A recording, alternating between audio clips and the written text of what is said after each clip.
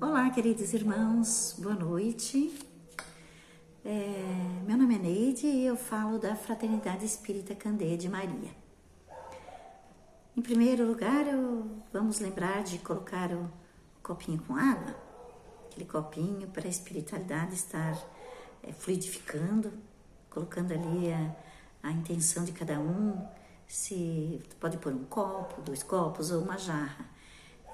2 copos no caso assim, de um copo com uma intenção para um tratamento de saúde física, outro copo para, quem sabe, estar fluidificando a nossa casa, o nosso lar. Enfim, pode ser colocado ali mais que um copinho, cada um com uma intenção, certo? Então esse é o momento ainda de a gente estar aí fazendo colocando esse copinho aí. E também vamos agora deixar assim de lado todos os pensamentos, todas as nossas aflições, os pensamentos que nos incomodam, enfim, o que nos tiram desse momento de concentração. Vamos procurar assim nos concentrarmos, elevar o nosso pensamento, mentalizar aqui a casa, né?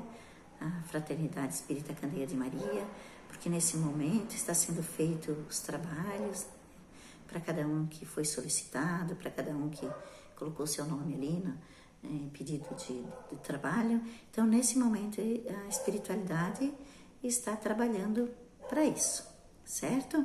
Então, mentalizemos a casa e nos desliguemos de tudo que possa fazer com que a gente perca esse momento tão valioso, esse momento tão importante. E hoje eu trouxe para refletirmos o Evangelho Redivivo, certo? Esse Evangelho é um estudo representativo do Evangelho segundo Mateus. Então, no capítulo do Sermão da Montanha, onde fala não julgar e não profanar, é regra de ouro, que está lá em Mateus, capítulo 7, versículo de 1 a 6, lá no subtítulo está escrito assim: não profanar as coisas santas. Está em Mateus, capítulo 7, versículo 6. Então, vejam bem, é não profanar as coisas santas. E aí, tem um versículo do Evangelho que nos fala o seguinte: não deis aos cães o que é santo, nem atireis as vossas pérolas aos porcos, para que não as pisem, e voltando-se contra vós, vos estraçalhem. Então agora a gente vai ver o que essa passagem do Evangelho nos quis dizer. Qual a interpretação que nós temos a respeito desta frase? Então, na Bíblia de Jerusalém, consta que o sentido de profanação de coisas santas pode ser assim interpretado: não se deve propor uma doutrina preciosa e santa a pessoas incapazes de recebê-las bem e que poderiam fazer mau uso dela. Então vejamos bem, né, queridos irmãos, às vezes a gente se equivoca um pouco com relação a essa passagem aqui do Evangelho, né, que não deveis aos cães, né, o que é santo, não deis, aliás, o que é santo aos cães, e nem atirei pérolas aos porcos. Então, muitas vezes eu até me peguei pensando nisso, tentando interpretar, e eu tinha várias interpretações. E agora, estudando o Redivivo, eu tive uma compreensão mais exata e verdadeira do que significa essa passagem do Evangelho. Então, trata-se de uma situação relativamente comum no meio religioso e, inclusive, no meio espírita. É fato e até é corriqueiro encontrarmos pessoas que não se preocupam em conhecer melhor os princípios doutrinários religiosos ou espíritas, ou em estudá-los de forma madura e criteriosa. Contudo, emitem opiniões, muitas das quais impróprias, desabonadoras e levianas, as quais revelam mais um falso intelectualismo. Tais ideias alcançam pessoas que, por não terem o desejável bom senso ou conhecimento, são arrastadas para situações constrangedoras. Então vejamos bem, meus queridos irmãos, o quanto é importante e o quanto é necessário. Mais uma vez eu venho falando, e aqui o Evangelho Redivivo vem nos alertando e nos orientando do quanto é importante o estudo. Porque se nós não tivermos domínio e conhecimento do Evangelho, ou do Pentateuco, né, que são as 5 obras da codificação espírita, codificada por Allan Kardec. Então, se a gente não tiver conhecimento, que é a base da doutrina espírita, que é o Pentateuco, se a gente não tiver conhecimento do Evangelho, é muito fácil, nós ficamos muito suscetíveis a opiniões alheias e até dar créditos em coisas que não faz sentido algum, interpretações de pessoas que interpretaram erroneamente. Porque existe, como falou aqui, em todos os meios, inclusive no meio espírita, interpretações muito pessoal de pessoas que têm a oratória ou que têm o domínio da palavra, enfim, pessoas que têm opiniões, né, com relação a estudos, e, enfim, formadores de opiniões.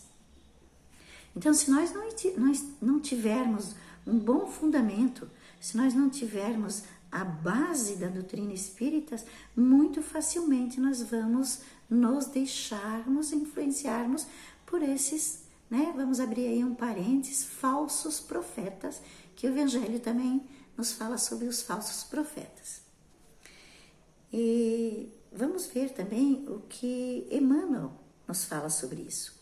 Emmanuel, como sempre eu falo, né, que a gente é conhecedor de que é o mentor espiritual do nosso querido Chico Xavier. Então, Emmanuel, o mestre Emmanuel, ele nos convida a uma reflexão mais aprofundada a respeito do dar aos cães o que é santo, ou do atirar pérolas aos porcos.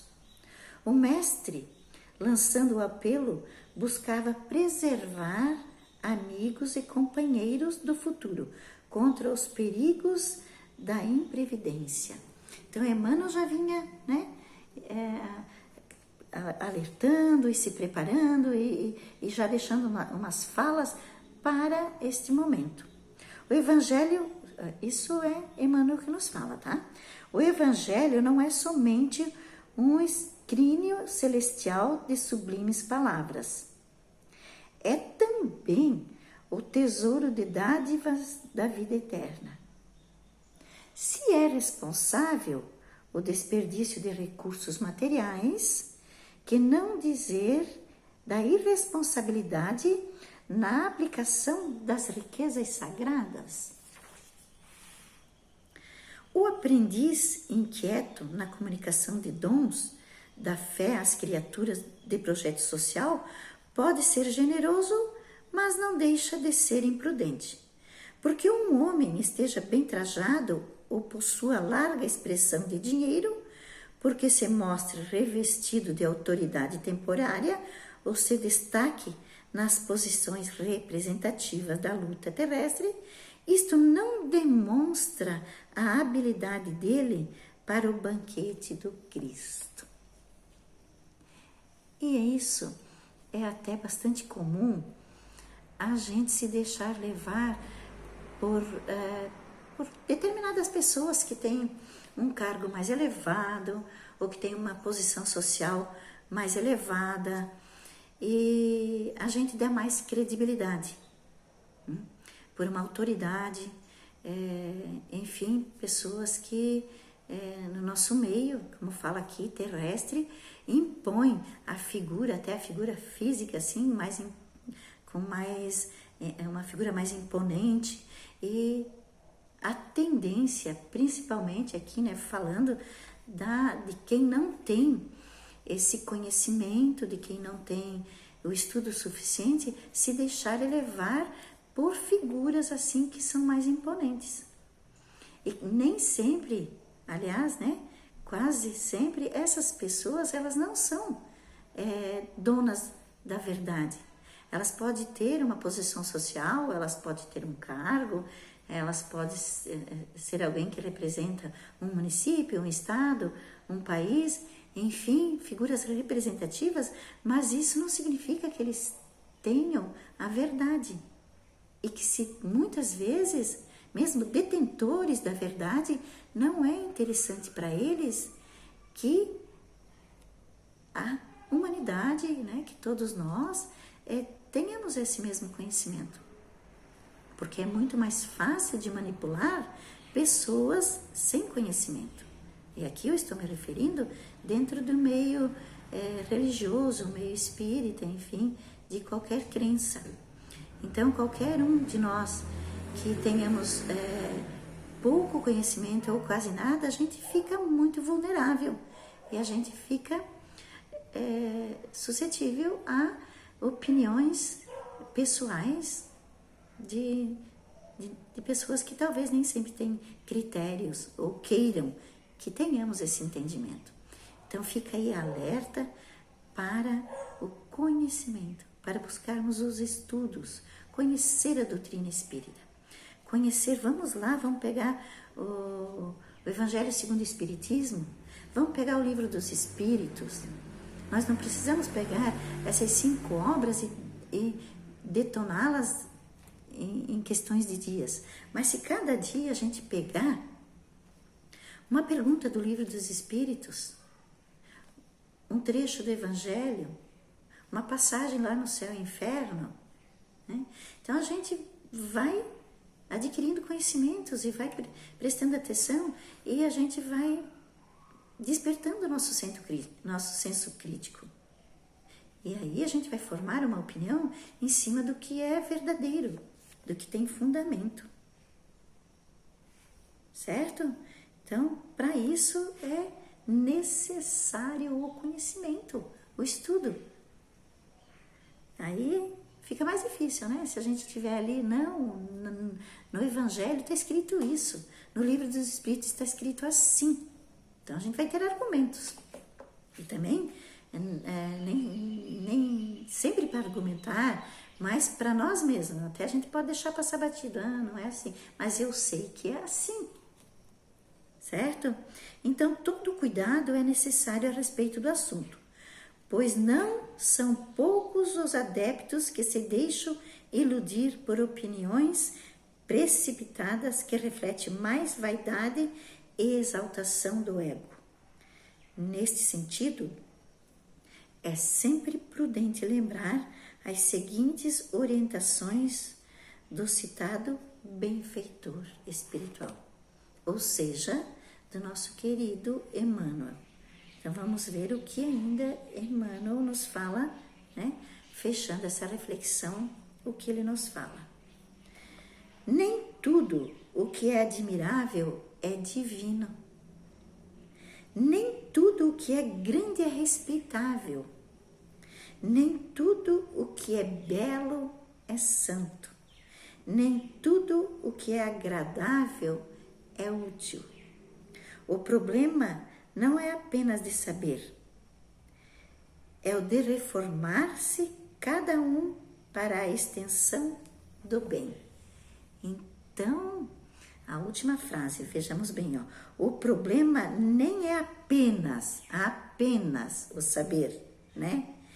É o reformar-se cada um para a extensão do bem. tenhamos o conhecimento, mas este conhecimento ele tem que servir para a nossa reforma íntima. Esse conhecimento tem que servir para nos mudarmos em algumas coisas, algumas atitudes, alguns pensamentos, enfim. Temos que ter o conhecimento, sim, mas esse conhecimento não só para argumentação, mas que ele nos sirva para a nossa própria reforma e para que isso a gente estenda para o nosso irmão. Né? Porque a mudança, a nossa reforma íntima, ela nos muda e essa mudança reflete no meio em que vivemos. E ela tem que servir, né? Tem que fazer a diferença. Ela tem que estar lá, né? Ser útil para também todos os que convivem conosco. Então fica aqui hoje essa reflexão e eu faço o convite para todos vocês que procurem ler as obras básicas, né? A princípio as obras básicas, mas tem muitas obras que são de alta credibilidade, nós temos muitas obras auxiliares, muitos livros que tem bastante credibilidade e que a gente também pode, né? Mas a princípio as obras básicas elas são fundamentais. E também nós temos aqui na casa, a gente oferece aqui toda segunda-feira às 19h30, tem o passe e antecede o passe uma explanação do Evangelho. Olha aí, gente, uma grande oportunidade para a gente estar aqui. Tem sempre aqui o nosso irmão Edson, o nosso irmão Jailson, e eles estão aqui explanando e explicando essa passagem do Evangelho. É uma grande oportunidade aí para a gente estar aqui, né, na casa e aprendendo com esses nossos irmãos que estão aqui disponíveis e sendo orientados, né? Lembremos sempre, né? Primeiramente pelo nosso Mestre Jesus, nossa Mãe Maria, nosso Pai Maior, e depois por toda a espiritualidade que trabalha nessa casa e os anjos protetores e mentor espiritual de cada um que vem, né? Mas mesmo assim ainda sempre tenhamos os nossos ouvidos abertos para questionar. Não é tudo que a gente ouve que a gente tem, né? Podemos questionar, podemos sim. Podemos no final de, né, procurar, vou ver, fiquei em dúvida, né? A dúvida ela pode existir. Então fiquemos em dúvidas. Então, né? E sempre lembrando, não foi o Edson que falou, não foi o Jailson que falou, não foi a Neide que falou, mas está lá no Evangelho, né? Que estamos sempre baseados nas obras. Então, sempre lembrando que somos seres humanos imperfeitos e que podemos muitas vezes sim falar alguma coisa que não está de acordo, mas estamos aqui para nos redimirmos e conversar sobre e ver onde que a gente possivelmente tenha emitido uma opinião que talvez não seja a certa. Certo, queridos irmãos? Então fica aí o convite para o estudo e o convite para frequentar a casa, principalmente aí na segunda-feira, onde a gente tem essa grande oportunidade. Que todos fiquem bem, na paz de nosso Mestre Jesus, que possamos ter assim uma semana excelente, de muita paz, muita harmonia, muita serenidade e muito amor. Lembrando nesse momento de fazer uma irradiação para os nossos irmãos do nosso estado vizinho, Rio Grande do Sul, né? Que nestes momentos, nesse final de semana aí e a semana anterior tem sofrido essas catástrofes. Então, nesses últimos instantes dessa minha fala, gostaríamos que todos também elevassem nosso pensamento e emanássemos uma energia de paz, uma energia curadora, uma energia de socorro e de esperança para esses irmãos. Uma boa noite a todos e até a próxima reflexão.